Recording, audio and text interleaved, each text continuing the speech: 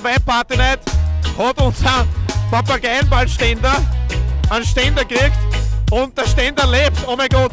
Und deshalb werden wir gleich den Original Papagayo Gangster dazu und ein bisschen einmal anchecken, was überhaupt am Papageienball abgeht. Check it out.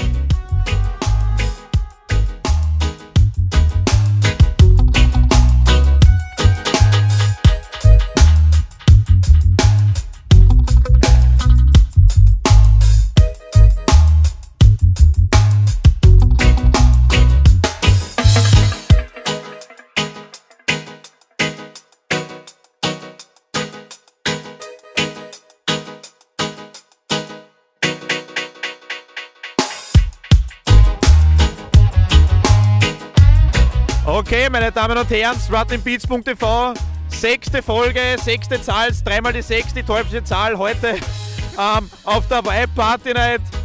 Als kleines Kontrastprogramm zur Vibe Party Night haben wir heute den Original Papagayo Gangster da, der uns einfach erzählt, was am Papageienball am 14.11. abgehen wird. So, also, mein lieber Papagayo Gangster, tell them, warum der Papageienball? Weil wir brauchen fette Alternative zu allgemeinen Trott am Wochenende. Wir brauchen, gehen wir Gas geben, gute Location, viel Spaß, viel Musik, viele Leute und große Party, you know. Das auf jeden Fall. Die weitere Frage ist, wie wird das Ganze steigen? Was ist das Rahmenprogramm? Was gibt es dazu? Der Rahmen ist groß, die Party ist groß, der Spaß ist groß. Es gibt Musikakts, Live-Musikakts, die DJ-Lines, Musik von 50s, 60s, Funk, Soul, Breakbeat, Drum and Bass, Techno, House, everything's in the house. Okay. Und jetzt erzähl uns noch, wer profitiert davon? Ist es eine ganze Geschichte, damit irgendwelche Leute sehr Kohle einstrafen oder was? Nix Kohle einstrafen. Kohle ist für Kinder und junge Leute, die nicht die Chance haben, irgendwie auf Urlaub zu fahren. Wir machen Benefiz. Alles, was überbleibt, geht für diese gute Zweck. Holiday for Kids, you know.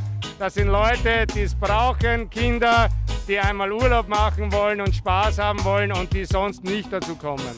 Okay, wenn das eine gute Idee ist, dass man am 14.11. am Papageienball kommt, dann wissen wir es einfach nicht. Einfach dort vorbeirollen. Vorverkaufskarte 12 Euro. Die Abendkasserkarte 20 Euro und für die echt fette Kohle haben und die wissen, sie können was geben, 30 Euro die Karte. Das heißt, ihr rollt alle hin, packt 30 Euro und zahlt sich mal leibenden Style rein. Und als kleinen Teaser davor ist am 13.11. das nächste Wildout. Und somit bleibt uns nur so sagen, ja, check it out, rest in peace und Papagayo Gangster, tell them.